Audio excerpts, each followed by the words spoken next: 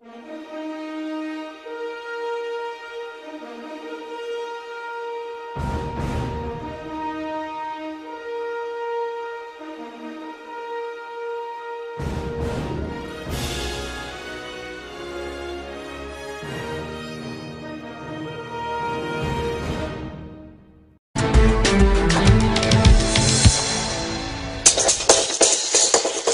quartiers asiatiques paraissent paisibles, mais derrière les façades, toutes sortes de trafics prolifèrent. Les voyous se retrouvent dans des salles de jeux clandestines. Tous ne cherchent pas la discrétion. Certains s'affichent dans des voitures de luxe et dans les boîtes de nuit. Ils ne semblent pas trop se soucier de la justice, ni de la police. Quand on me cherche, on me trouve. Alexandre Lebrun, plusieurs fois condamné. Il ne cache pas son penchant pour la violence, ni son attirance pour les armes. La roulette russe. Bonjour, contrôle de l'URSSAF. Ils ne peuvent pas travailler. Enfin, prenez vos risques. Hein. Ils n'ont pas le droit de travailler en France. Et 3 salariés ne sont pas déclarés. Lucien Contou. Avec ses inspecteurs, il contrôle les restaurants et les ateliers qui utilisent des clandestins.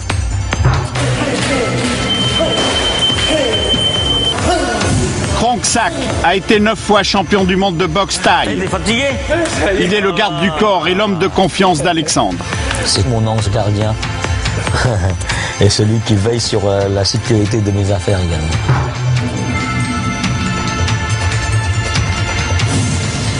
Michel, condamné pour trafic de drogue.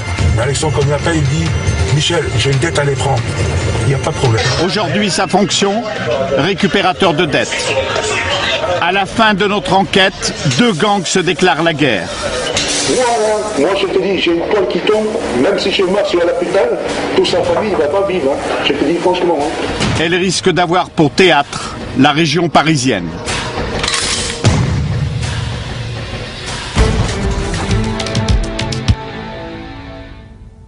Bonsoir.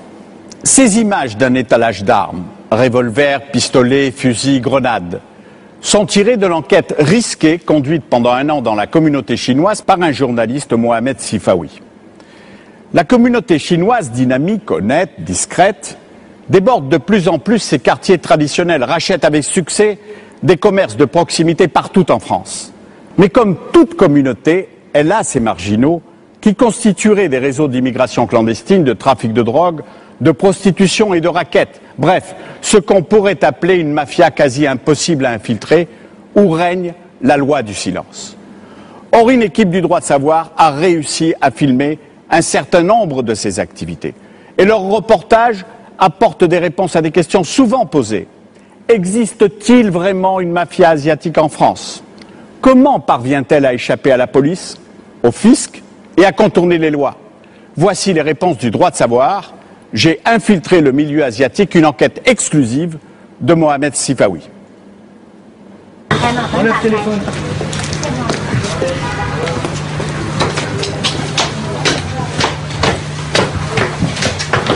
Voilà, ici on est à 4. On sait pour quelle société? Ils connaissent pas le nom du patron. Il est complètement clandestin. Oui, il doit être clandestin. Hein. Ils sont bien exploités. Mais ce qui est affreux, c'est que ceux qui sont arrivés avant exploitent les autres. Non. Combien d'heures par jour? 12 heures. 12 heures par jour. C'est pas cher payé, hein? Il y a son mari, là, qui travaille tous les 2. Oui, mais enfin, quand même. Vous travailleriez pour 12,50 € par jour? Donc, c'est bon, le travail dissimulé, caractérisé. Venez avec moi en bas, là. J'ai le patron. Ouais. Ah, bonjour monsieur. Monsieur, vous êtes pris la main dans le sac. Bon, de toute façon, les faits sont établis. Hein. Oui, bonjour monsieur Contou de l'URSSAF, le chef de la division. Avec ses inspecteurs, Lucien Contou et quelques policiers a découvert dans la cave de cet immeuble un atelier clandestin et des travailleurs illégaux.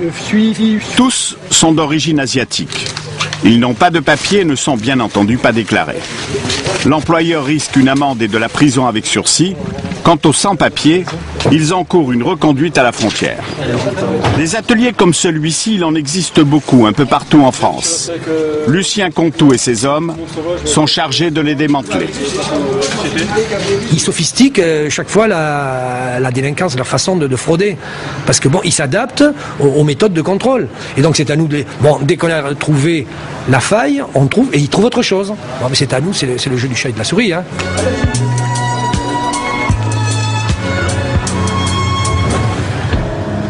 Personne n'a pu montrer ce qui se cache derrière le masque. Personne, jusqu'à présent, n'a pu pénétrer les réseaux des milieux de la délinquance asiatique en France. C'est dans ces quartiers où se sont implantés de paisibles commerçants que l'enquête commence. C'est là que les délinquants seraient le plus actifs. Ces voyous vivraient surtout aux dépens de leur communauté. Nous savons par exemple que beaucoup se font racketter. Une pratique courante, mais un tabou, aucun commerçant n'ose l'avouer.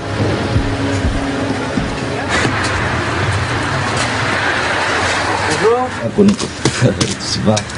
nous a dit qu'il y avait des commerçants qui se faisaient racketter par des voyous. Le patron il n'est pas là, moi. Ouais. Vous avez entendu parler de ça ou pas? À côté, tout ça. À côté? On nous a dit qu'il y avait du racket de commerçants.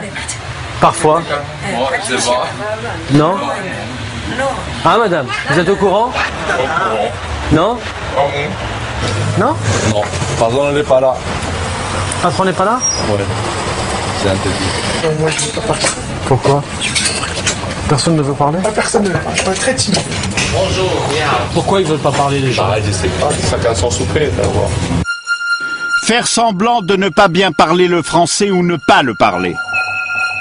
Il est difficile de savoir ce qui se passe dans ce monde secret. Le 6 octobre, en pleine nuit, un Cambodgien est exécuté sur le trottoir devant son bar-tabac à Montreuil aux portes de Paris. C'est un règlement de compte. Il avait rendez-vous avec celui qui l'a tué de 2 coups de couteau en plein cœur. La police soupçonne un racket. Il est probable que l'homme refusait de s'y soumettre. Le matin, le quartier est sous le choc. Même en ces circonstances, la compagne de la victime a peur de parler. Vous voyez, maintenant je suis tout seul, je sais même pas comment on doit faire tout ça. Est-ce qu'il vous a pas parlé de problèmes qu'il avait avec quelqu'un? Non, il n'a jamais eu de problème avec quelqu'un. Il n'y a pas eu de raquette par exemple? Non, il n'y en a pas de problème. Ces dernières années, une dizaine de meurtres de ce genre ont eu lieu. Très peu ont été élucidés. Loi du silence, communauté dans laquelle on s'interdit de faire appel à des étrangers, un monde impénétrable. Guy Nicolas est avocat. Depuis 25 ans, il défend la communauté asiatique. Il y a cette peur que les auteurs ou les copains des auteurs viennent en quelque sorte demander des comptes et recommencer si la victime, pauvre victime, ose aller se plaindre à l'autorité du pays qui accueille et qui par conséquent est une autorité étrangère. Que c'est une communauté qui vit en autarcie, ils sont discrets vis-à-vis de nous et ils sont discrets entre eux. La discrétion et le secret sont la règle, jusqu'au moment où quelqu'un accepte de vous introduire dans ce monde fermé. Ce quelqu'un, Mohamed Sifawi l'a rencontré. D'origine asiatique, il s'appelle Alexandre Lebrun, nom qu'il s'est choisi lorsqu'il a acquis la nationalité française. Chinois né au Cambodge, il est connu dans la communauté. Il y a quelques années, il possédait une quinzaine de restaurants, de boîtes de nuit et des sociétés dans l'immobilier et dans le conseil. Beaucoup d'argent. La justice l'a condamné à plusieurs reprises, par exemple pour le financement d'un réseau de prostitution. La police et des membres de sa communauté le considèrent comme l'un des parrains de la mafia asiatique en France. Lui s'en défend. Il affirme n'être qu'un homme d'affaires. C'est d'ailleurs pour faire un sort à toutes ces rumeurs qu'il accepte qu'une équipe de journalistes le suive avec une caméra. Il aime montrer sa réussite. Avant ses condamnations, il avait produit un DVD à sa gloire. Bonjour, je suis Alexandre. Donc je suis le PDG du groupe chez Alexandre. Alexandre vous invite au Kings Club, sa toute nouvelle discothèque à Tournan-en-Brie. Dîner à l'étage, fiesta au rez-de-chaussée. Depuis ses démêlés avec la justice et sa sortie de prison, il est sous le coup d'une interdiction de diriger des sociétés. Et s'il a accepté la caméra, c'est pour se donner l'image d'un entrepreneur dynamique. Aujourd'hui, il ferait des affaires dans l'immobilier et la restauration. Donc vous êtes un homme d'affaires, c'est ça? Si vous le voulez. Vous achetez Je revends, ou j'achète, ou je vends les parts. Avant je les gérais moi-même, maintenant je les gère plus quoi en fait. Voilà, et puis également, bon, il y en a d'autres activités également. Hein. Lesquelles par exemple? Il faut tout dire. Non, mais... Alexandre ne dit pas tout. Les journalistes sont conscients qu'il cherche à les manipuler et qu'avec ce film, il espère montrer sa puissance à sa communauté. C'est pour cela qu'il ouvre les portes de son univers, ce qui facilite notre enquête sur le milieu asiatique. Cette grande bâtisse en banlieue est le siège de sa société. Officiellement, Alexandre est dans l'immobilier. Il offre ses services d'intermédiaire à l'aide de publicités dans des journaux communautaires et il passe beaucoup de temps au téléphone. Je pense qu'on est entre gens intelligents et honnêtes et la confiance est réciproque. Hein. Et si de nombreuses photos de lui ornent les murs de ses bureaux, il ne faut surtout pas dire qu'il est le maître des lieux. Dans 5 minutes. 1500 mètres carrés de bureaux qui sont étrangement vides. On y croise peu d'employés. Ce qu'Alexandre présente comme un groupe paraît être une coquille vide, à moins que bien des activités soient cachées. C'est le nom de notre groupe, ça. Qui veut dire le porte-bonheur. Qui m'a toujours porté bonheur depuis mon premier affaire. Donc ça fait 19 ans que j'exploite sous cette enseigne asiatique. Votre rôle exact dans ce groupe, c'est quoi? Je suis coordinateur d'affaires. Vous pouvez nous présenter les dirigeants? Le dirigeant d'ici, dont là il s'est absenté, bien sûr. Pendant les mois que dure le tournage, aucun dirigeant du groupe ne sera jamais vu. En revanche, rencontrer de nouvelles recrues comme ce jeune homme, à peine sorti de l'adolescence, est plus fréquent. Bon, je te félicite, hein. Donc, bienvenue au club, rejoindre notre groupe. Tu sais de quoi qu'on attend de toi, quoi, je veux dire. Hein? Donc, tu es motivé? Ouais. Ok. Vous vous connaissez depuis quand? Vous connaissez Alexandre depuis quand? Je suis né. C'est un jeune qui a beaucoup d'ambition, qui est déjà venu me voir à l'âge de 16 ans pour dire, écoute, ben, comment je dois faire, quelle branche à choisir, afin de devenir en quelque sorte un peu comme toi. Dans le business, dans les affaires, et aussi dynamique. Comme quoi je lui ai expliqué que je peux faire de toi, si tu es prêt, un des plus jeunes cadres du groupe. Faire le maximum possible pour le satisfaire. Voilà. Et pour le satisfaire, le jeune ambitieux a accepté de jouer un rôle. Puisqu'Alexandre n'a pas le droit de gérer des sociétés, d'autres doivent le faire à sa place. Simplement, il ne faut pas que cela se sache. Alexandre a dû se convaincre que nous allons être complaisants, que certaines images ne seraient pas utilisées, celles qui montreraient par exemple ses pratiques illégales. Les gens qui souhaitent vendre leurs affaires...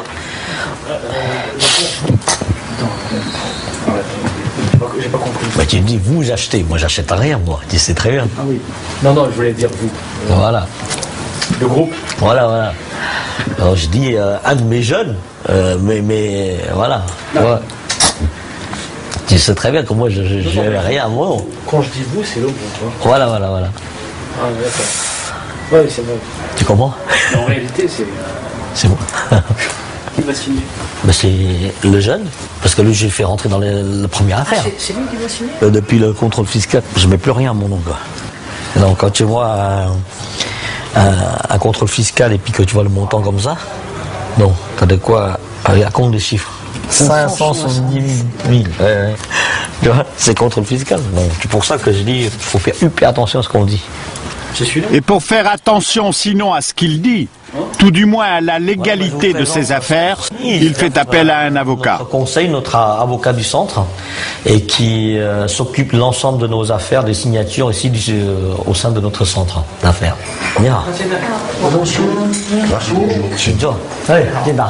Ce jour-là, une transaction commerciale est en train d'aboutir.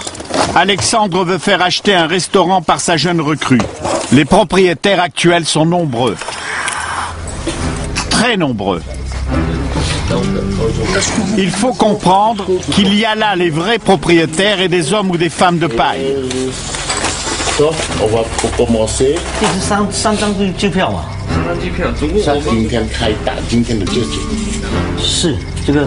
Une tension s'est installée. Elle est palpable.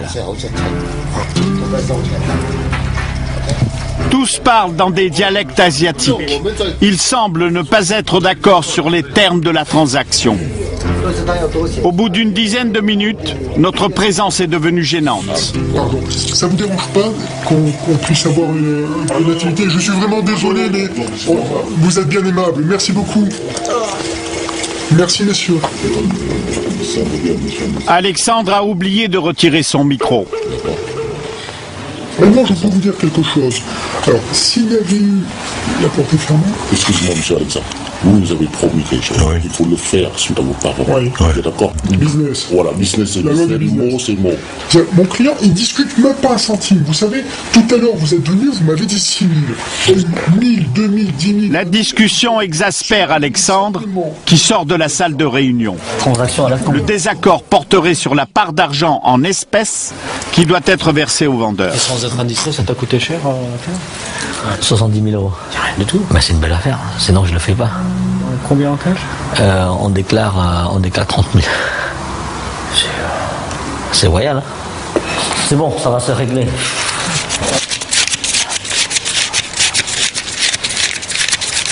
Ce bruit des billets que compte Alexandre dans le bureau voisin le confirme, cela va se régler.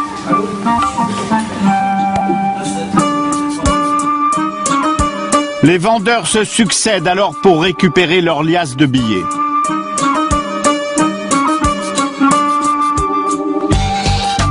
Finalement, Alexandre nous dit pourquoi les vendeurs étaient aussi nombreux. Les anciens propriétaires étaient 3, il les appelle les décideurs. Les décideurs sont en situation irrégulière. Ils ont trouvé la copine pour porter les parts. La copine, ils ont des papiers. Il y en a un qui a fait 6 ans de tôle, affiché au grand banditisme, les deux, c'est clando. En fait, les 3, ils sont pas en règle. Les acheteurs non plus ne sont pas en règle. Et l'un d'eux est également fiché au grand banditisme. C'est cet homme-là, il s'appelle Michel. Mon petit frère adoptif. Alexandre l'appelle petit frère. En fait, les deux hommes se sont connus en prison. Michel ne peut pas apparaître dans les statuts d'une société. Ce sera sa compagne qui sera officiellement l'associée du prête-nom d'Alexandre. Michel est très introduit à Belleville, l'un des quartiers asiatiques de Paris, où jusqu'à présent Alexandre n'a pas réussi à s'implanter. Au revoir monsieur, bon courage. Au revoir madame, à bientôt. Merci, au revoir. La vente n'est pas encore enregistrée, mais il est impatient d'ouvrir le restaurant. Il y a longtemps qu'il pense à cette affaire. C'était un restaurant chinois qu'il transforme en restaurant africain. C'est à la mode, paraît-il. Signature aujourd'hui, ouverture demain, livraison cet après-midi. Et si le succès est réalisé comme je l'ai prévu, j'aurai une part du gâteau, bien sûr. Ah oui. Dans cette affaire. C'est-à-dire que vous allez être rémunéré au résultat en quelque sorte. Exactement.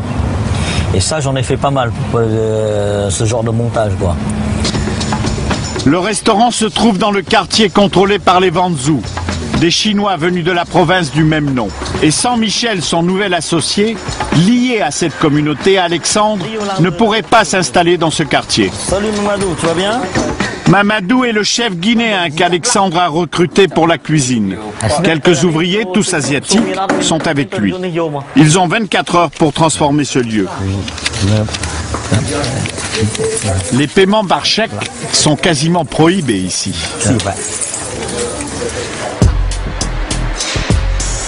Ils avaient 24 heures pour transformer le restaurant des 1000 Bonheurs en chez Mufasa, la nouvelle enseigne.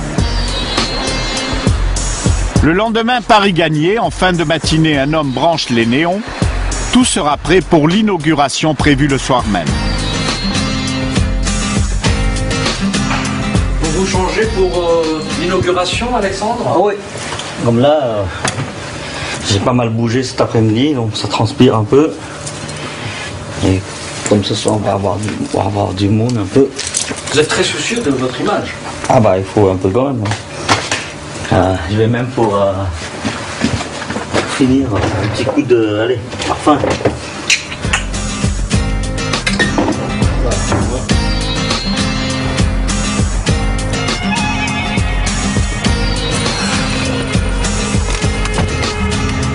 Pendu à l'un de ces 4 téléphones mobiles, les conversations sont toujours systématiquement liées à des investissements et des affaires.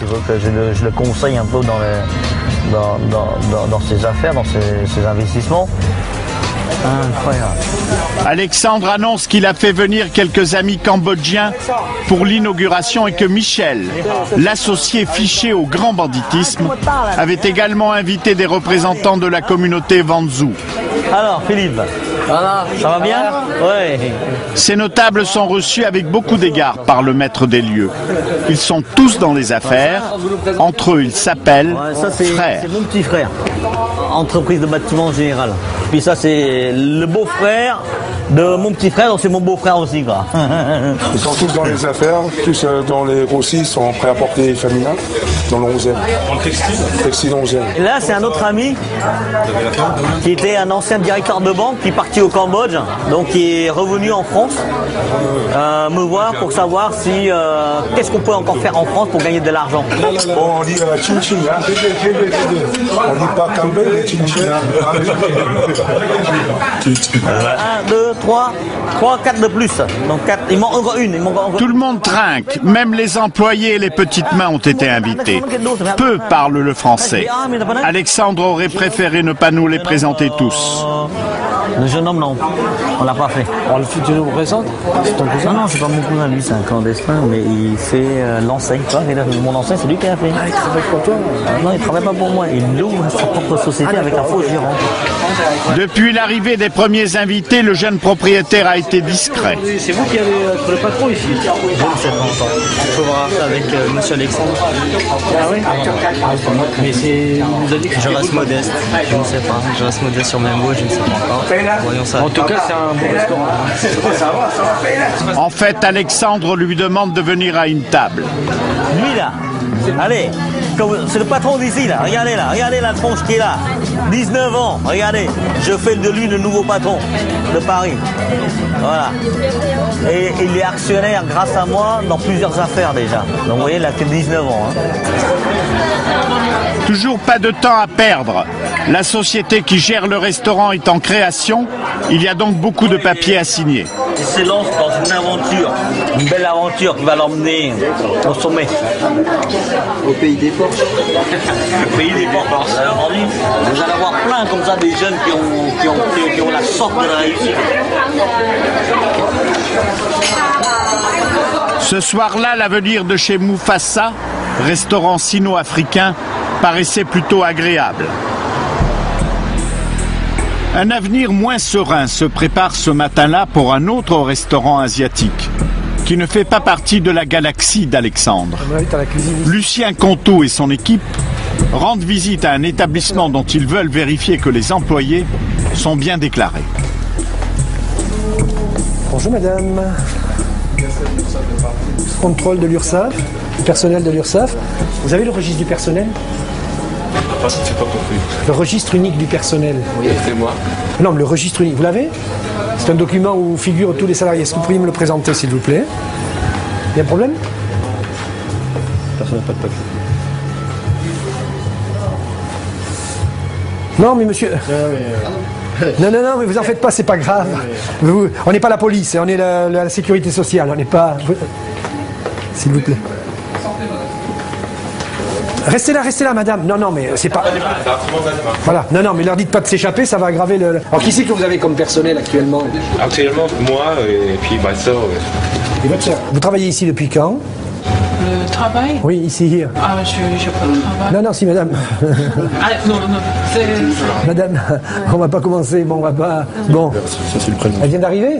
Elle n'a pas de papier en plus. D'accord. Ok. Et on va vous dresser un procès verbal pour travail dissimulé, c'est-à-dire pour 2 personnes, au moins 2 personnes non déclarées. Oui, mais ça, vous le savez. Hein. Excusez. Voilà, mais excusez, non, c'est pas ça, mais... On a fait mouche, si vous voulez. On a 3 personnes. Il y a le patron et 3 salariés. Les 3 salariés ne sont pas déclarés. Les restaurateurs chinois avisés ne se font plus surprendre. Leurs employés ont des papiers en règle. Alexandre fait partie de ceux qui ont résolu le problème. Alexandre nous explique comment il s'y est pris. J'ai fait venir 17 de mes cousins. Ah oui, les petits cousins et les petites cousines, je les ai fait venir du pays, hein, quand même. Hein. Ils ont tous obtenu leur carte de séjour facilement? Dès qu'ils arrivent. Oh, il faut dire aussi, donc à un moment donné, j'ai même acheté la préfecture, pour te dire. Comment? J'ai acheté la préfecture. Mais tu avais acheté, c'est-à-dire tu avais corrompu les gens? Ouais. À la préfecture? Tu sais, les fonctionnaires, faut pas croire qu'ils gagnent beaucoup d'argent. Ils crèvent la dalle. Mais pour les 17, ça t'a coûté combien, en gros? Il faut compter 3 000 € par personne. Le type, il voulait se payer une belle voiture, tout machin, il voulait monter son commerce pour sa copine. Donc il a pu réaliser son rêve. Et il a son commerce maintenant? Oui, il a son commerce. Et sa belle voiture? Ouais. Et ça a marché. C'est beaucoup de diplomatie, il faut avec des gens comme ça, il faut y aller avec beaucoup de diplomatie, et puis aussi il faut les rassurer, quoi. Parce qu'il faut le dire, hein, tout, on les connaît combien vous gagnez par mois. Bah, je vous donne le double, ça vous va? Vous avez juste une signature à faire, vous faites passer ça. Dans ce piège, il n'y a que vous et moi, donc ça reste entre nous. Je vous donne le double. Et j'ai pas qu'un cousin, je peux vous montrer les photos, on a une 40aine de cousins. Alors si vous faites les totos, votre retraite, vous pouvez la prendre à 50 ans si vous souhaitez. Et puis je suis quelqu'un de connu dans la communauté asiatique, donc après mes cousins, il y en a d'autres personnes encore. Lui, il voit loin. Hein. Alors j'imagine un peu, avec moi, il touche à 60 000 €. Ouais, ben, il a gagné 4 ans de salaire en quelques mois. En espace de 6 mois. C'est pas mal. Nous avons voulu vérifier si les services de la préfecture concernée avaient attribué des permis de travail à des Cambodgiens l'année pendant laquelle Alexandre se vante d'avoir soudoyé l'un des fonctionnaires. Préfecture, bonjour. Excusez-moi de vous déranger. Demande officielle par écrit, coup de téléphone. Et je vous ai envoyé un email aussi. Ouais, je vous ai pas donné réponse pour le moment. Non, non, pas du tout. Je voulais savoir justement si vous avez réussi à avoir... Non, j'ai pas de réponse pour le moment. J'ai pas de nouvelles à vous donner, c'est dans les tuyaux.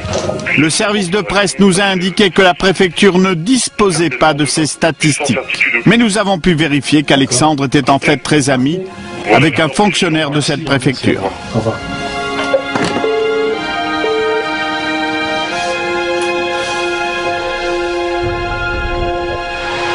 Ce jour-là, Alexandre nous a donné rendez-vous dans le restaurant de Belleville.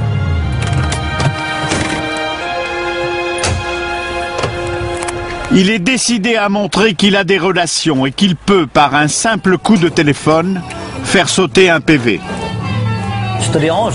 Je voudrais te demander un service. J'étais parti à Lyon et sur la route, j'ai roulé un peu vite et puis le gendarme il m'a stoppé, quoi. Il a dit, vous savez à combien? J'ai dit non. Entre 180 et 200. Mais il m'a mis un PV, mais il m'a laissé son numéro de téléphone. Il m'a dit, si vous connaissez quelqu'un de la maison, il m'appelle et puis on s'arrange. Il fait une demande d'indulgence. Il suffit que tu lui donnes un coup de fil, tu dis t'es un ami, et puis que c'est pour la Porsche blanche. Et il a dit c'est bon. Allez, à ce soir. Ciao, ciao. Nous n'avons pas pu vérifier qui était son interlocuteur. Il nous permet aujourd'hui de faire plus ample connaissance avec des voyous du milieu asiatique. Il a demandé à Michel, son associé, de raconter son parcours de grand délinquant. Ce qu'il ignore, c'est que 2 caméras tournent. Toi, pourquoi tu as été arrêté? Moi, j'étais en Paul pourquoi trafic international de drogue. C'était quoi? Quel type de drogue? On l'a là, héroïne. Héroïne? Avec mon con, il y en a. Hein. J'ai un nom qui s'est fait tuer dans l'affaire. Dans quelles conditions? Comment tu peux nous raconter? Il est parti à Londres, il a buté dans l'instant. Alexandre apporte des précisions. C'est une triade, une branche de la mafia asiatique qui a exécuté l'oncle de Michel il y a une dizaine d'années. La triade qui a assassiné son oncle s'appelle les enfants du cercle. Lorsqu'il a été condamné à la fin des années 90, la justice française considérait que Michel était membre de l'une de ces fameuses triades. Et depuis, tu as arrêté complètement? Bien sûr. Complètement? Bah bien sûr, pourquoi pas complètement? Eh, si j'arrête pas complètement, je suis pas ici à aller chercher une caisse de poulet. Hein. Ça te mange pas, ça te démange pas un peu? Ça dépend, le chèque, comment il est gros. Si le chèque il est gros, pourquoi pas? La vie, on est là pour gagner de l'argent, non? Grâce à Alexandre, son associé Michel accepte de faire découvrir Belleville à notre journaliste qui s'est équipé d'une caméra cachée. Il lui a donné rendez-vous dans l'arrière-salle d'un bistrot où il a ses habitudes et s'est installé à la table d'un homme surnommé Tony. Puis un autre vient s'asseoir. Il s'appelle Cor, présenté comme un tueur à gages. L'apparition de journalistes non asiatiques pourtant ne trouble pas les parties de poker chinois. Il y a un billard et quelques autres tables pour les cartes. Pas de traces d'argent. Il nous semble pourtant que nous sommes dans l'une des salles clandestines que contrôle le milieu chinois. Ici, on ne se cache pas pour rouler des joints. Bien vite, Tony et Cor, les amis de Michel, se sont mis à tenter leur chance. Tu as gagné? Tu gagnes combien? Hein? 1000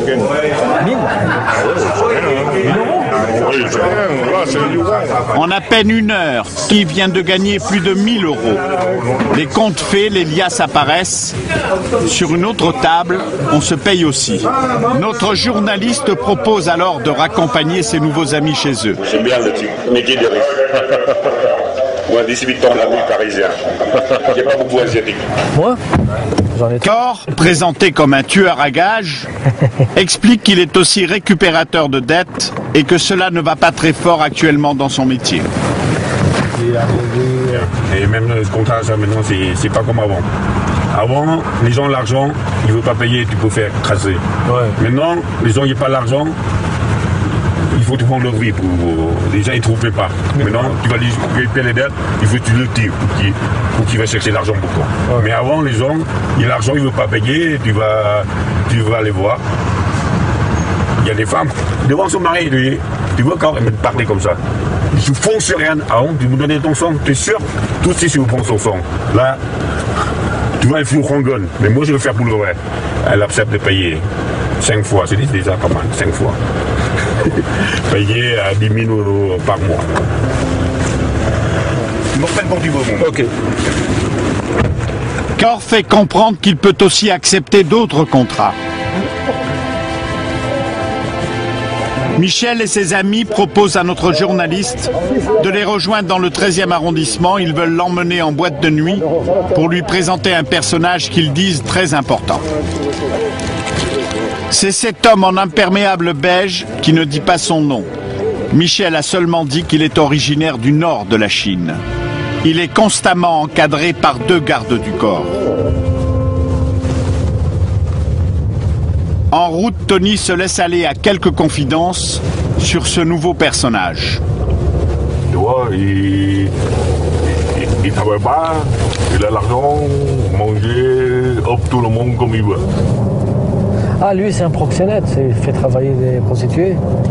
Oui, ça aussi, et puis eux, il y a beaucoup de business derrière. Et puis, la tête, ils sont tout. Hein. Sur Paris ou là-bas? Paris. Ah ouais. À l'intérieur de la boîte de nuit, on retrouve Michel qui a réservé le carré VIP. C'est en l'honneur de ce fameux personnage important que cette soirée est organisée. L'alcool coule sans limite. Il y a des prostituées, de la drogue. L'ecstasy est distribuée discrètement. Michel en dit davantage sur leur invité de marque qui ne parle pas le français. C'est le grand frère du Nord. C'est lui qui tient tous les grands frères du Nord. C'est le plus chaud que tu rencontres ce soir.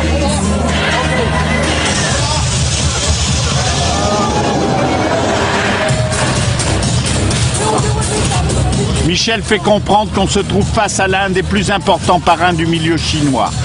Ce n'est pas une menace, il tient même à le rassurer. C'est ma famille, personne ne touche.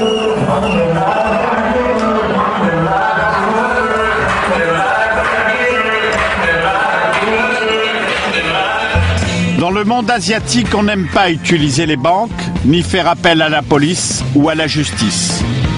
Face à la caméra, Alexandre avoue que souvent il se transforme en juge pour régler des conflits au sein de la communauté ou lorsque des affaires tournent mal. Quand j'arrive et puis que je dis aux gens que voilà, je suis Monsieur Alexandre, bon, je pense que déjà la plupart des gens ils ont déjà plus ou moins entendu. Et généralement les gens ils acceptent de faire ce qu'on appelle une table ronde. Et là on essaie de trouver une solution. Et vous gagnez quoi dans l'histoire? Une enveloppe, quoi, un petit cadeau. Donc, et après, donc, ben souvent je dis, je compte sur la générosité des gens.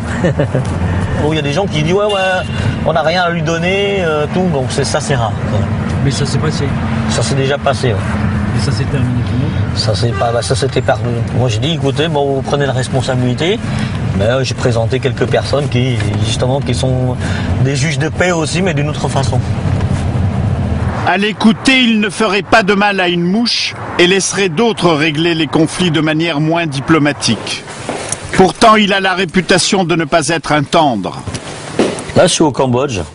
On a fait cette visite avec l'escorte de la police locale, quoi, en fait. Le chef de la police locale. Là, je suis reçu chez le ministre de la Défense. On l'appelle le général Nyek Bun Chai. Ah, là, vous êtes... En tenue militaire. Oui, ouais. Voilà, en tenue militaire parachutiste. Ça, c'est un M18. Lance-roquette, mitrailleur. Vous avez des armes, hein? Ah oui, j'ai toujours adoré ça. Au fil du temps, il se laisse aller à des confidences. Quelques heures plus tard, il décide de montrer son musée. Voilà, ici où j'entrepose mes quelques pièces de collection. Ça, donc c'était une lance qui servait dans ce sens-là. Là, on se sent fort avec ça, on se sent intouchable. Ça, c'est comme un Kalachnikov de l'époque, ça. Ouais, c'est juste une arme à pétard. Hein. Oh non, mais on avait compris, c'est des armes. Voilà. Non, c'est très clair. Je veux dire, ce sont des armes de collection. Bien sûr. On se trompe pas. C'est pas comme au Cambodge, quoi. Progressivement, voilà. Il avoue une fascination pour la violence.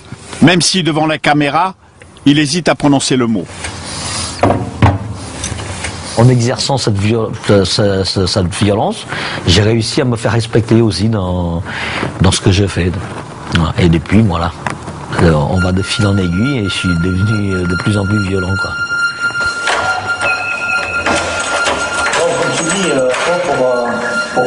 Il finit par dire au journaliste qu'il va lui montrer quelque chose.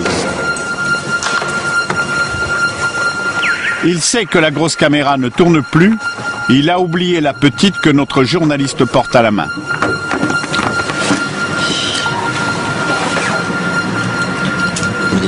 Ah ouais, on enlève les balles. Hein. Ça, c'est un quoi? Un 38 spécial. C'est ça le 38? Ouais.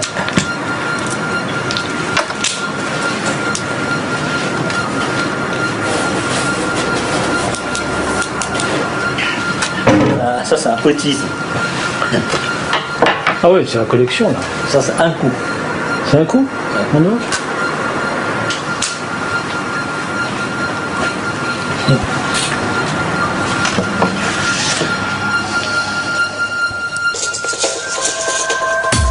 Oh.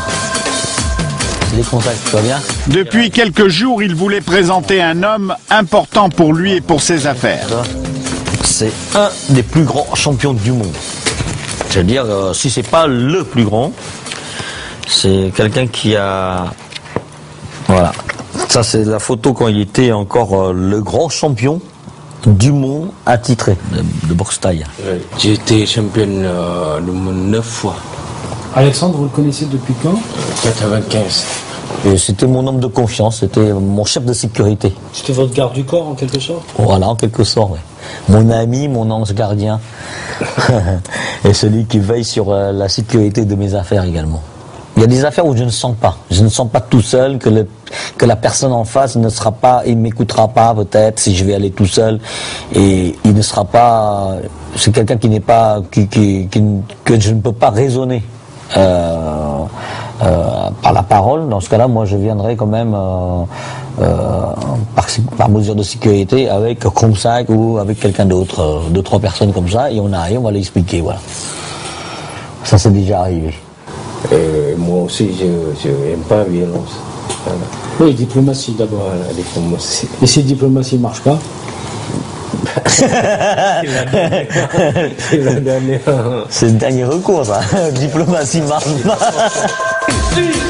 Krongsak a une autre activité. Il est l'entraîneur d'un club de boxe thaï et il a beaucoup d'élèves.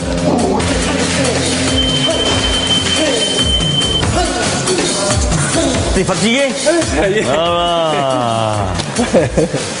Voilà, Alexandre, il faut s'entraîner un peu là. Ah, il n'y a pas de problème.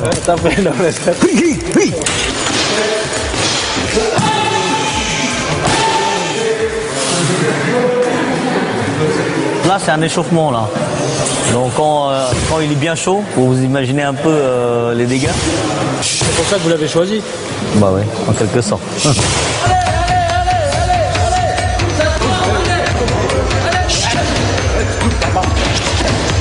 Ça, c'est stratégique.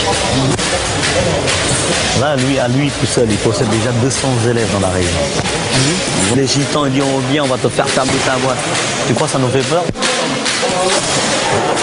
Réellement, je te dis. Il ramène tous ses élèves?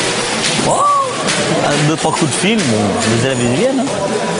Les gitans, ils vont débarquer combien? À 10 à 20. Donc, tu possèdes une vraie armée? Ah, entre guillemets. Oui.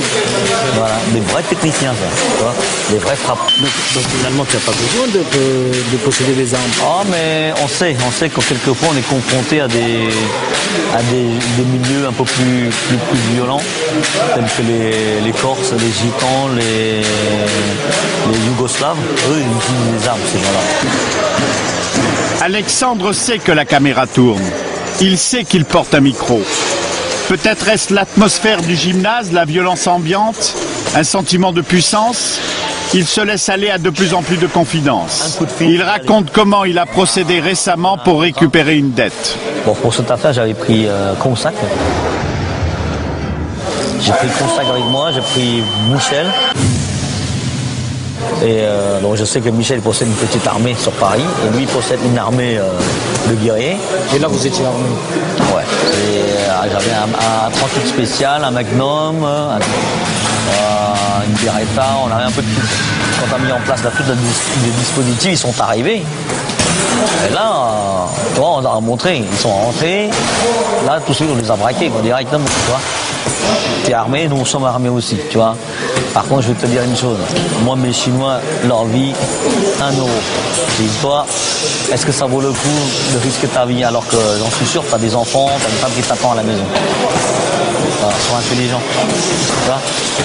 C'est ça. Tu as gagné combien sur cette opération?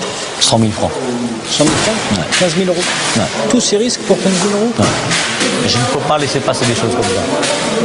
C'est pour cette raison que j'ai accepté de ce contrat. C'est une question de fierté plus de fierté, plus de fierté qu'autre chose. Et c'est de l'espèce? Que de l'espèce. Moi, dans mon métier à moi, j'ai que de l'espèce. T'as vu, mon compte en banque, il a tout cassé de 2 000 €. Je ne mets pas à la banque. Et après, en espèces, t'en as combien? L'argent en espèces? Ouais. 2-3 millions d'euros. Ah oui, tant que ça. C'est pour ça que quand je suis tombé en prison, ils n'ont rien eu. Et quand ils ont fait la descente, ils n'ont rien eu. C'est pour ça qu'ils s'acharnent sur moi, c'est qu'ils s'attendent à faire des découvertes comme c'est les Chinois. Ils ont fait des descentes chez les Chinois, ils trouvent des sacs de riz remplis de billets. Moi, ils trouvent rien. Ils trouvent rien. Ils trouvent jamais rien. La drogue, on m'a proposé d'envoyer des gars en Hollande récupérer la marchandise, faire la livraison. J'ai jamais fait ça. Voilà. Tout ce que j'ai fait d'ailleurs, je pense que c'est pas. C'est avec beaucoup de bonté. Je ne prends jamais de l'argent malhonnêtement.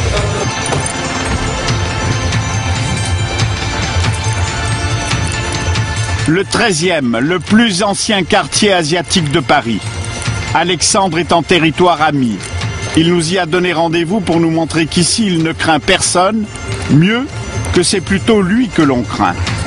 S'il vient dans ce quartier, c'est pour retrouver les siens. Les Cambodgiens, les Thaïlandais, les Vietnamiens, les Laotiens, qui comme lui n'aiment pas se mélanger avec les Chinois de Belleville, considérés comme des concurrents et même franchement des rivaux. Et ici notre ami, mon ami Omer, qu'on surnomme le Sumo Thaï. Dans la profession de la restauration, c'est un peu mon petit frère. Vous êtes solidaire. Voilà, c'est ce qu'il faut, hein. C'est le seul moyen pour réussir. Pour réussir dans les affaires, les amis d'Alexandre comptent sur la solidarité qui caractériserait les Asiatiques. Pourtant, au fil de l'enquête, il apparaît que cette solidarité est loin d'être respectée par tous.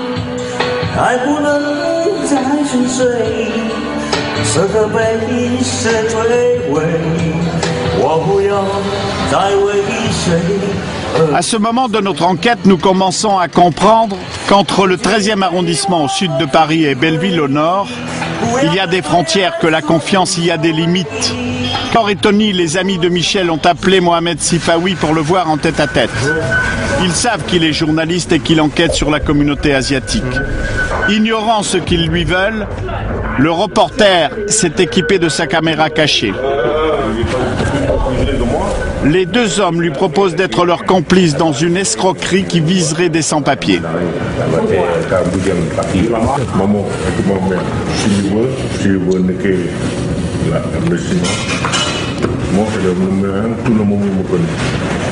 Je prends 8 000 chacun, je prends 100 personnes, 1 million. Facilement. Je dis facilement, ils payent avant que je fais. Parce que quelques mois après, je dis il y a accident, on ne peut rien faire. Maintenant, si on bouge, c'est prison. La proposition de Tony serait donc d'escroquer une bonne centaine de Chinois sans papier en leur promettant une régularisation que dans leur esprit un journaliste pourrait obtenir. Naturellement, la proposition ne peut être que rejetée. L'une des sources des revenus des voyous, c'est l'exploitation des clandestins. Le propriétaire du restaurant où nous sommes avait lui aussi payé des passeurs. Toi, pour venir, tu as payé combien 100 000 à quel 100 000 francs. Ouais. 100 000 francs à l'époque, ouais, c'était le franc.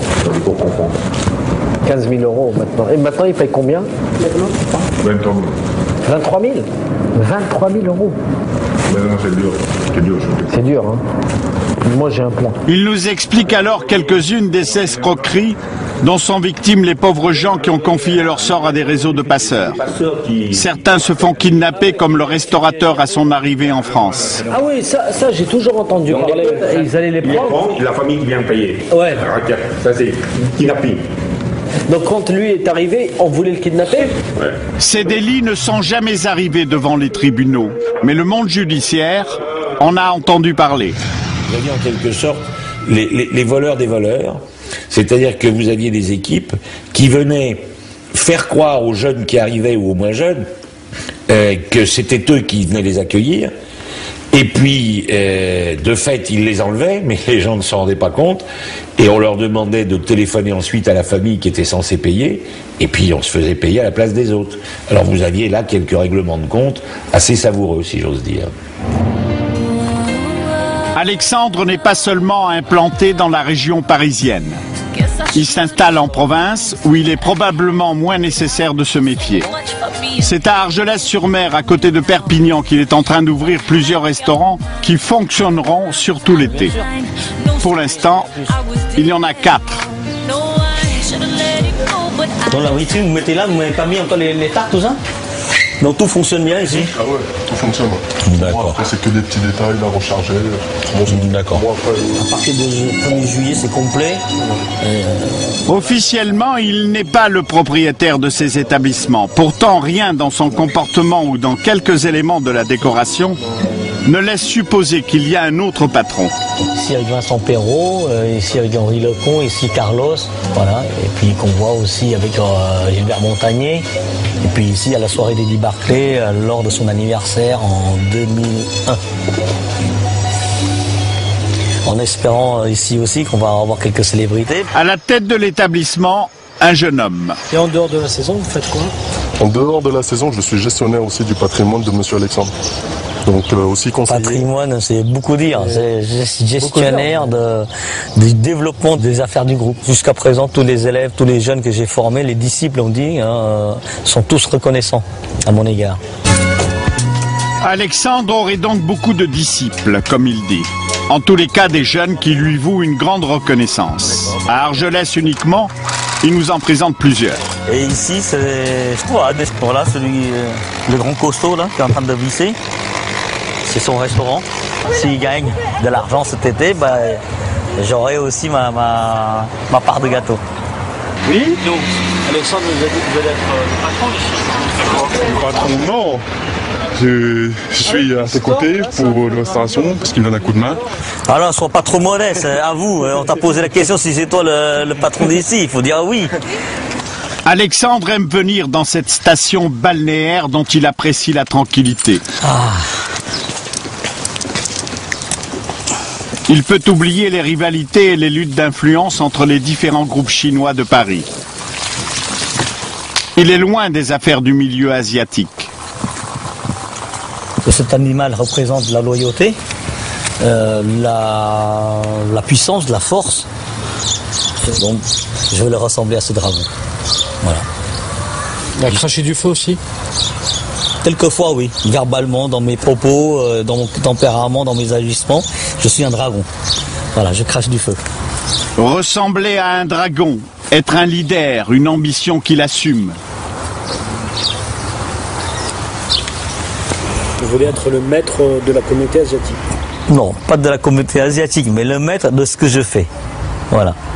Vous voyez là, dans la restauration, dans mon groupe, bah, j'ai toujours été le leader et je compte rester leader de mon groupe, de mon entourage jusqu'à la fin de mes jours. Et justement, au sein de la communauté asiatique, on vous voit comment? Comme quelqu'un de très dynamique, même quelquefois trop. Et d'autres voient ma réussite d'un œil plutôt jaloux. C'est-à-dire? Ils disent plutôt, non, je suis dans la magouille, je suis dans le business, de la drogue, que je fais partie de la mafia, des blanchiments d'argent. Bon, j'ai tout entendu jusqu'à présent, vous savez. Voilà. Et vous récusez tout ça? Vous savez, on dit la liberté d'expression, en France c'est ça, non? On les laisse dire. Il se dit tellement de choses. En juillet, Alexandre a été convoqué par la police de Perpignan. Il s'est présenté à 9h du matin, une garde à vue de plus de 10 heures. Ils m'ont convoqué parce qu'ils pensent tous que c'est moi le boss, c'est moi le vrai, l'organisateur de cette mise en place, quoi. Et puis ils sont tout à fait satisfaits de toutes mes explications. Pour nous expliquer que les soupçons que suscite le personnage d'Alexandre sont injustifiés. L'un des avocats qui défend ses intérêts accepte de nous recevoir. C'est vrai qu'Alexandre Lebrun, on l'aime ou on l'aime pas, il a ses qualités et ses défauts, mais c'est une personnalité assez forte. Si vous voulez, il était gérant de droit, son nom apparaissait sur une ou deux sociétés, mais dans d'autres restaurants qui se trouvaient également dans le 77, on ne filme pas là. Hein. Dans d'autres sociétés également dans le même département, il avait mis des prête-noms. Les gens disaient oui, on s'est mis gérant pour faire plaisir à Alexandre. Donc cet élément avait aussi joué dans la condamnation où il avait dit, outre la société où son nom apparaît, il est également dirigeant de fait d'autres sociétés. Et c'est ça que je ne veux pas trop le dire. La justice a considéré, après enquête, que ces personnes travaillaient pour le compte... On ne filme pas là, hein, pour le compte d'Alexandre. Voilà.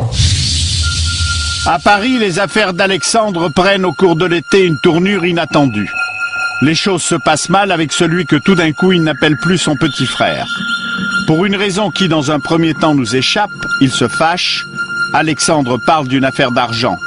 Quelques heures plus tard, notre journaliste apprend que les deux hommes menacent de se tuer. La communauté prétend que la guerre est déclarée. Ah, moi je suis quelqu'un comme ça, toujours sur mes gardes. C'est dangereux, hein. Et voilà qu'il déballe son arsenal. Ça c'est un 38 spécial, c'est hyper puissant ça.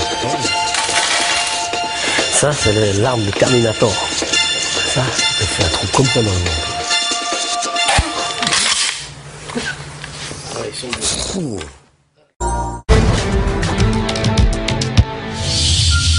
À Paris, les affaires d'Alexandre prennent au cours de l'été une tournure inattendue. Les choses se passent mal avec celui que tout d'un coup il n'appelle plus son petit frère. Pour une raison qui dans un premier temps nous échappe, il se fâche. Alexandre parle d'une affaire d'argent. Quelques heures plus tard, notre journaliste apprend que les deux hommes menacent de se tuer. La communauté prétend que la guerre est déclarée. C'est Mamadou, le chef africain du restaurant, qui donne les clés du conflit. Oui, bonjour monsieur Mamadou. Bonjour, comment ça va? Ça va et vous-même? On fait aller, mais sauf qu'on a des problèmes là-bas. Qu'est-ce qui se passe? On était là, il a commencé à casser tout là-bas. J'étais sur lui d'abord. D'un seul coup, il a pris un couteau, il a voulu poignarder Alexandre. Il a voulu poignarder Alexandre? Pour comprendre, il faut se rendre sur place avec une caméra cachée. Il est 21h, le restaurant est vide. Une seule table est occupée, au fond de la salle. Michel est en compagnie d'amis et de quelques gros bras. Il est tendu. Il y a eu des clients qui sont venus ou pas? Tout le monde a peur. Mais les gens au quartier sont au courant? Tous les Chinois qui disent putain ça va faire gueuler ici. Tout le monde a peur de venir manger. C'est normal. Quand ils t'entendent que ça va faire gueuler ici, les clients ils viennent pas, ils ont peur. Tu as pris un couteau, oui ou non? Ouais. Très bien ça. Il a dit comme ça. Il réagit comme un grand voyou encore. Non, tu parles pas comme ça avec moi. Est-ce que moi j'ai parlé avec mes frères, j'ai dit on va les niquer? Non, mes frères disent qu'est-ce qu'il y a? Il dit qu'ils descendent les boxeurs pour me niquer. Mes frères disent fais les descendre les boxeurs. Manifestement l'affaire est grave, chacun montre sa force. Alexandre a menacé de faire venir ses hommes. Michel a fait appel aux siens, il n'y a pas qu'une histoire d'argent. L'homme qui vient d'arriver dans le dos du journaliste, celui qu'on lui présente comme le grand frère est plus âgé. Grand frère, c'est-à-dire qu'il fait partie du même clan, mais dans la hiérarchie, il est plus important. Quand mes petits frères, il y a un problème, c'est plus là. Ah oui, c'est normal. Ça c'est normal. Comme aujourd'hui, il a dit que bon, il veut la guerre, mais je viens voir qu'est-ce qu'il veut comme la guerre. Moi, c'est ma famille. Tranquillement, on part. Qui veut la guerre, veut la guerre. On peut l'amener n'importe où. Moi, pour la famille, moi, les musulmans. Moi, je le respecte. Les menaces sont claires, la porte est ouverte pour des négociations. Michel propose à notre journaliste d'en être le témoin. Même ce soir, tu viens avec moi tous les deux, on va régler tous les deux, c'est tout. En fait, Michel demande au journaliste d'être le témoin de la rencontre qu'il veut avoir avec Alexandre. Le lendemain, nous allons chez Alexandre pour avoir sa version des faits. Il est remonté. Tous il saisit, il se soulève la table, il saisit une chaise, il vient. Son copain l'a attrapé, tout machin, il jette la chaise. Il me dit, on va aller dehors. Je dis, ok, bah, on va bien dehors. Je mets une patate dans la gueule, direct, c'est normal. Ça y est, il est devenu fou. Donc son copain, il me dit, vas-y, monte de l'appartement, arrête de vous battre comme ça dans la rue, ça fout la honte entre frères. Et je monte à l'étage. Mamadou m'appelle, n'ouvre surtout pas la porte. Il est monté avec un couteau de cuisine. Putain, il arrive, sur la porte, ouvre la porte. Montre que t'es un homme, sors de là. Je vais te faire flinguer, je te promets. Attends. Les choses se règlent peu à peu. L'un des hommes de confiance d'Alexandre, l'un de ses disciples, arrive à ce moment-là. Lui souhaite en découdre tout de suite. Mais non, mais c'est un fou. Ouais, la solution, c'est facile. Hein. C'est quoi la solution? C'est facile. on continue la guerre, c'est tout. Il n'y a pas à parler avec un mec comme ça pour moi. Je ne laisse pas partir tout seul. Moi, on ne touche pas, mon frère. Attends, ça sert à quoi? C'est un des frères, il veut le tuer, mais ça va pas. Le disciple souhaite la guerre. Alexandre, lui, accepte de rencontrer Michel. Il demande que Mohamed Sifawi soit présent. Ce dernier accepte à la condition qu'aucun des deux hommes ne vienne armé. Durant tout le trajet, pas un mot d'Alexandre. Ce que les deux hommes ignorent, c'est que nous allons filmer leur rencontre avec plusieurs caméras cachées. C'est à cette table qu'Alexandre attend pendant que Mohamed Sifawi va chercher Michel de l'autre côté de Paris. Et toi, excuse-moi, ça n'a pas bien roulé. Hein. Bon, Michel, je compte sur toi, hein. Pas de conneries. Hein. Bon, t'as pas ramené un flingue là avec toi? Non. T'as pas ramené un couteau? Sérieux? Non, toujours sur moi. Un couteau, j'ai toujours sur moi. Tu le laisses dans la voiture. Un couteau, je l'ai toujours sur moi. Ouais, tu le laisses ici, comme ça, pas de malentendu. Dirigez-vous à gauche, puis prenez la 3e à droite. Moi, je l'aime bien, tu sais.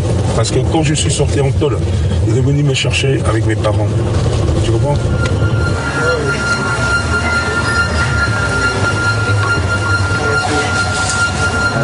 Bonjour. Les retrouvailles sont glaciales. Ils ne se serrent pas la main. Michel fait preuve de bonne volonté. J'ai eu tort, d'accord. Les autres jours, j'étais tombé.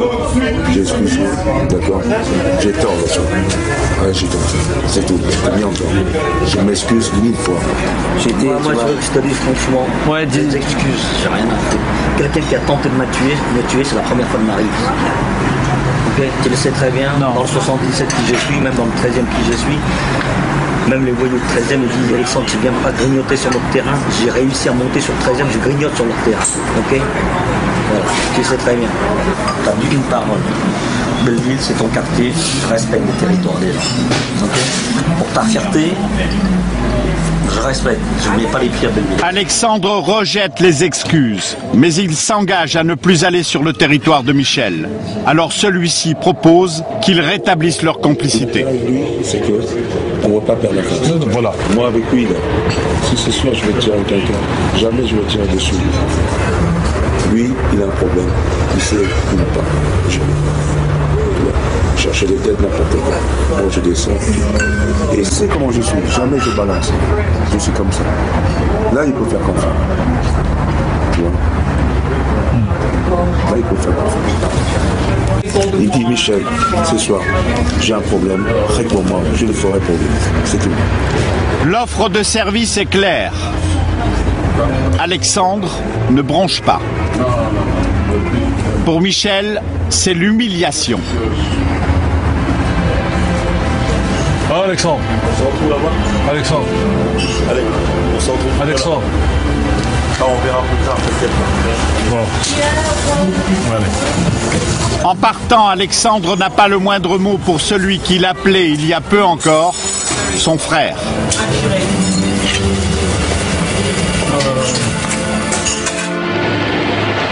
Le soir même, avec une caméra cachée, notre journaliste retrouve Michel dans son autre établissement, un petit restaurant japonais. Il ne s'est pas remis de l'humiliation qu'il a subie.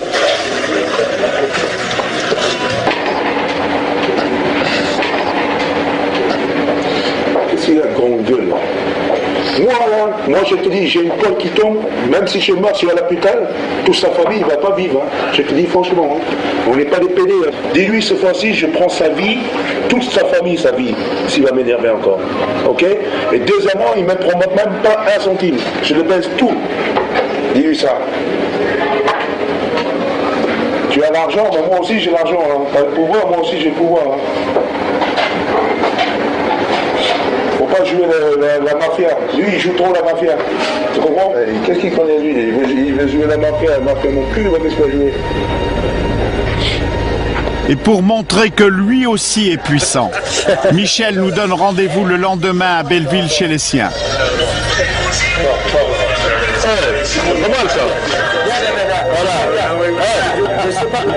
Il semble détendu, il fait la bise à notre journaliste, il y a là le récupérateur de dettes, Tony est cet homme que l'on rencontre pour la première fois.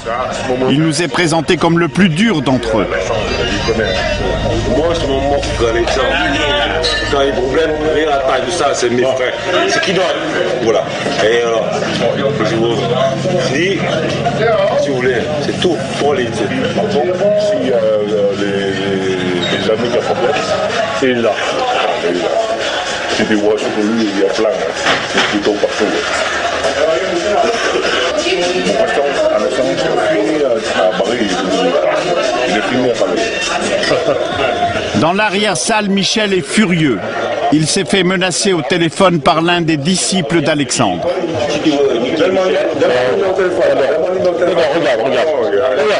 Regarde, Michel téléphoné à moi, c'est pas bon. Tu dis ça, si Dao, il va jouer le combat, tu dis, va l'utiliser et tu vas le voir.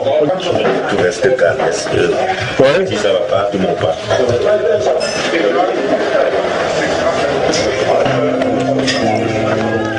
De l'autre côté de Paris, chez Alexandre, en apparence, les choses vont bien.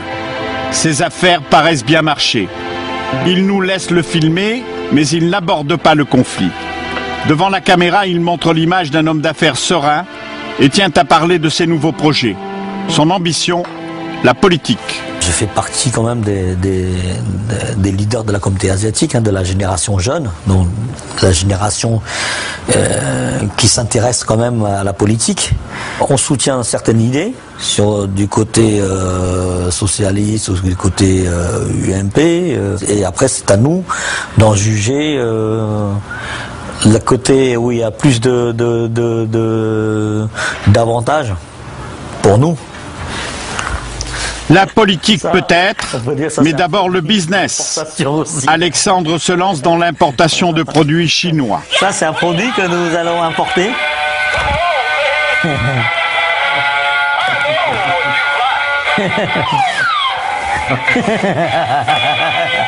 Alexandre apprécie la plaisanterie. Mais dès que la caméra lui semble ne plus tourner, son expression change, son ton aussi. Le conflit qui l'oppose à Michel refait surface. Non mais il est insolent ce mec-là. Il va le payer pour son insolence. Moi je cherche pas les gens et les gens ils savent très bien qu'il ne faut pas me chercher non plus. Il ne faut pas chatouiller, tu comprends? Parce que moi on peut dire, dans les affaires je suis un homme d'affaires. Dans le milieu de voyou je suis un voyou. Et je suis un voyou qui est du répondant. Je mets à l'amende les gens comme ça, tu vois. T'as jamais fait buter quelqu'un? Pas encore. Moi, je vais te faire. J'envoie un gars, je dis vas-y, tu vides le chargeur et tu passes devant la scène et tu jettes. Tu vois? Il faut avoir les moyens pour le jouer. Mais ça coûte combien? Hein? Ce genre de contrat, ça coûte combien? J'ai pas de contrat chez moi. C'est mes propres gars, moi. Non, mais ça coûte combien? Tu payes combien pour un truc comme ça? 5 000 €. Tu veux quoi? Tu veux 2 mains? Tu veux broyer là? Comme je te dis, 2 bras ou 2 jambes, une jambe. Et pour tuer quelqu'un? Oh, c'est un petit contrat plus sérieux quand même, ça. Combien? Ça dépend, c'est du cas par cas. Sur qui? C'est important ou pas comme contrat. 5 000 € pour une main broyée, un peu plus pour une exécution. Il ignore que la caméra tourne, il poursuit ses menaces. Moi, quand je suis un homme, moi je respecte. Je respecte la loi des Yakuza. Quand on fait une connerie, on déshonore sa parole, son honneur, on coupe le doigt. Ok? Lui, il a promis la main, il faut qu'il se coupe. Moi, j'ai dit à son beau-frère, j'ai dit à sa femme, il ne va pas se couper la main, on l'aidera à couper sa main. On va l'aider. Et ça, je l'ai déclaré, lui. Alexandre raconte-t-il cela pour impressionner? Ou est-il capable d'avoir vraiment recours à ces méthodes? Pour régler le conflit avec Michel, il a un plan. Je vais le balancer plein de dans le restaurant et puis qui va crever avec. Des grenades? Ouais. C'est dangereux. Mais non, je crois que tu vas faire avec des... Ah bon, tu vas aller sur le terrain de quelqu'un et tu vas lui balancer un bout de pétanque. Non, il y a des clients. Imaginez des clients. Mais non, en fin de service, bien sûr, je ne vais pas te dire des clients. Allez, en fin de service, lui et ses potes, là, vas-y. Tu balances les deux dedans et puis voilà. Que celui qui court le plus vite. Attends, tu as des grenades, tu laisses te donner des grenades? Hein? On va voir comment elles sont. T'as jamais vu ça? Je ressors quelques-uns de mes trucs. Ah, moi je suis quelqu'un comme ça, toujours sur mes gardes. C'est dangereux, hein. Et voilà qu'il déballe son arsenal. Ça c'est un 38 spécial, c'est hyper puissant. Ça c'est l'arme de Terminator. Ça fait un trou comme ça dans le monde. Et ça tu peux armer 2 balles séparément. Ah ouais. Ouais, tu peux armer les balles séparément. C'est-à-dire que ça, même le plus grand chirurgien ne pourra pas te sauver. Mais dans le sud de la France, j'en ai quelques-uns encore. Et là, j'ai encore dans ma plan quelques-uns. Et là-bas, j'ai encore 2 fusils à pompe à canon scié encore. Derrière, là. Là. Ouais, ils sont beaux. Attention, celui-là, il est armé. T'inquiète, j'ai pas mis de balles. Si, il y a des balles? Non, fais gaffe. Ah ouais, tiens. Ah ouais.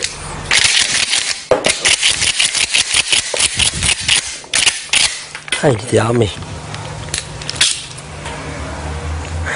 La roulette russe.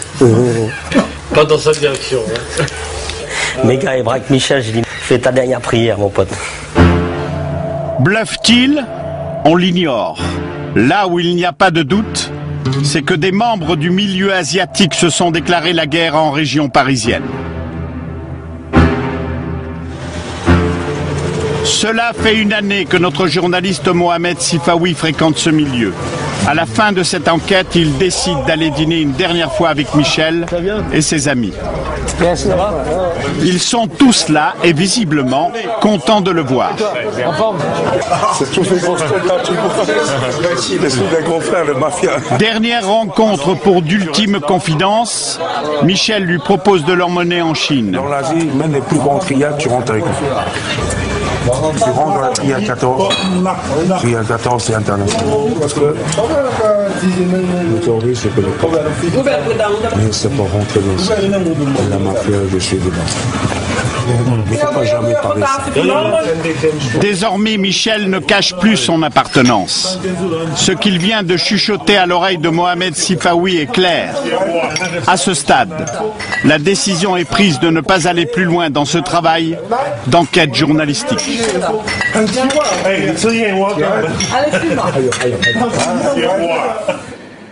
Cette enquête risquée et minutieuse a duré une année pleine. Elle a été, vous l'imaginez, difficile à conduire. Mohamed Sifawi a recueilli beaucoup d'informations. Et l'histoire de cette enquête, il en a fait un livre dont le titre est à l'identique de ce droit de savoir. J'ai infiltré le milieu asiatique aux éditions du Cherche Midi. Voilà, cette émission est maintenant terminée. Merci de l'avoir regardée et écoutée. Bonsoir.